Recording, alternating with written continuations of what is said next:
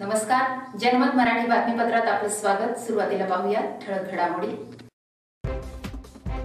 पर्यावरण समतोलनासाठी नाशिकमध्ये राष्ट्रीय परिषद। पर्यावरण समतोलसह नदी प्रदूषण रोखण्याच्या उपाययोजनांवर झाली समाधानकारक चर्चा। इंजिनिअरिंग विद्यार्थ्यांना केवळ पुस्तकी ज्ञान न देता पुढील 4 पिढ्यांसाठी उपयुक्त असे ज्ञान देण्यासाठी अभ्यासक्रम हवा अशी मागणी कृषी प्रयोगशील जिल्हा असलेल्या नाशिकच्या राष्ट्रीय परिषदेमध्ये करण्यात आली। पर्यावरण समतोलसह नद्यांतील प्रदूषण रोखण्यासाठी भारतातील प्रथमच एक दिवसीय राष्ट्रीय अधिवेशन नाशिक पुणे महामार्गावरील नाशिक क्लब हॉटेल येथे आयोजित करण्यात आले।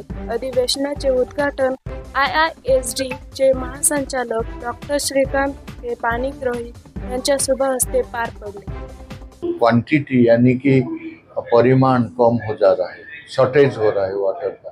दूसरा, उसका क्वालिटी में फर्क पड़ रहा है। जिस क्वालिटी का पानी पीने के लिए सब पानी नहीं पिया जा सकता, और सब पानी नहा भी नहीं सकते हैं जो एफ्लुएंट है, जो तो उसका designated best use of water का हिसाब से हमको पानी का क्वालिटी, उसका गुणवत्ता और उसका जो जितना रिक्वायरमेंट है, ज़रूरत है, उसी हिसाब से हमारा खपत का अनुयायी बढ़ाना होगा। नमस्कार सर्वांना। आणि आज 27 सप्टेंबर आणि आज आपण एक दिवसीय राष्ट्रीय अधिवेशन भरवलं।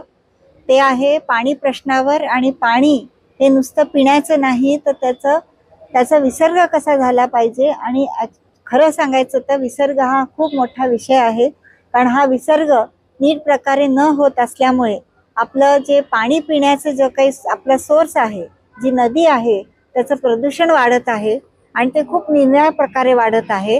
आजचा जो आपल्या अधिवेशनाचे वेगळे जे विषय आहेत, त्या विषयामध्ये अतिशय चांगल्या प्रकारे हा विसर्ग आपल्याला कशा प्रकारे रोखायला हवा, कारण याच्यामध्ये नुसत्या नद्या नाही तर त्याचे नाले जे आहेत, म्हणजे नदीचा नाला होण्याची वेळ आलेली आहे, अशी परिस्थिती आहे। STP कडे म्हणजे जिथे मलनिस्सारण आहे तिथपर्यंत सुद्धा काही वेळेला पाणी पोचत नाही। आणि आजचे जे अधिवेशन आहे अतिशय यशस्वीरित्या इथे वेगळे जे मान्यवर आज उपस्थित झाले। आपल्याला आज चीफ गेस्ट म्हणून Indian Institute of Sustainable Development आणि कार्बन मायनस इंडियाचे director general doctor Shrikant Panigrahi sir आज आपल्याला लाभलेले आहेत। आणि त्यांनी खूप अशा मुद्द्यांवरती चर्चा केली की जिथे आपल्याला खरं म्हणजे विसर पडलेला आहे पुढच्या पिढ्यांना, की आपण कशा प्रकारे संवर्धन केलं पाहिजे। आधीच्या पिढ्या जशा रिसायकल मध्ये प्रत्येक गोष्टी रिसायकल व्हायची, तर ही जी आपली प्रथा आहे, आपली पुरोगामीची संस्कृती आहे, भारतीय संस्कृती, ती अशा प्रकारे खरं म्हणजे पुढे गेली पाहिजे। अशाने काय होईल की नाले आणि नद्या हे वाचतील आणि आपले जे काही सोर्स आहेत, जे पाण्याचे स्रोत आहेत, ते आपल्याला चांगल्या प्रकारे मिळू शकतील। आणि या सगळ्यावरती आज पॉलिसी असेल, त्याच्या रिलेटेड सिक्युरिटी असेल, हे सगळ्या गहन विषयावर या पहिल्या राष्ट्रीय अधिवेशनामध्ये जे नाशिक क्लबमध्ये आपण घेतोय आणि घेत आलेलो आहे, अतिशय सुंदररित्या हे पार पडलेलं आहे। Thank you very much. मलनिस्सारण याची गोष्ट करतो आहोत, तर सध्या नाशिकमध्ये हे प्रकल्प सुरू झालेले आहेत, मोठ्या प्रमाणावर आहेत। आणि यामध्ये के कन्सल्टेशननी एक प्रमुख भूमिका करावी असं या मान्यवरांचं म्हणणं आहे।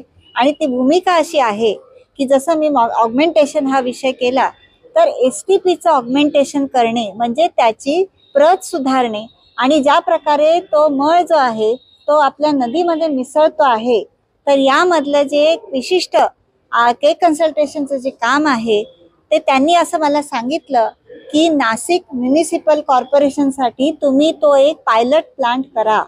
आणि हा पायलट प्लांट आम्ही विनाशुल्क आम्ही नाशिक म्युनिसिपल कॉर्पोरेशनला आम्ही देऊ इच्छितो।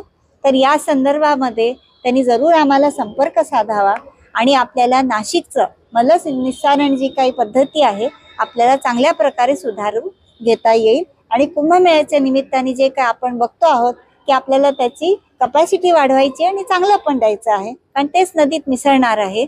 आणि पुढे जाऊन आपल्याला हे संसर्ग होऊ नयेत यासाठी के कन्सल्टेशन एक नैतिक जबाबदारी म्हणून आणि नाशिकमधले आहेत म्हणून आम्ही ही विनाशुल्क आम्ही नाशिक म्युनिसिपल कॉर्पोरेशनला आम्ही देऊ शकतो आणि देऊ इच्छितो.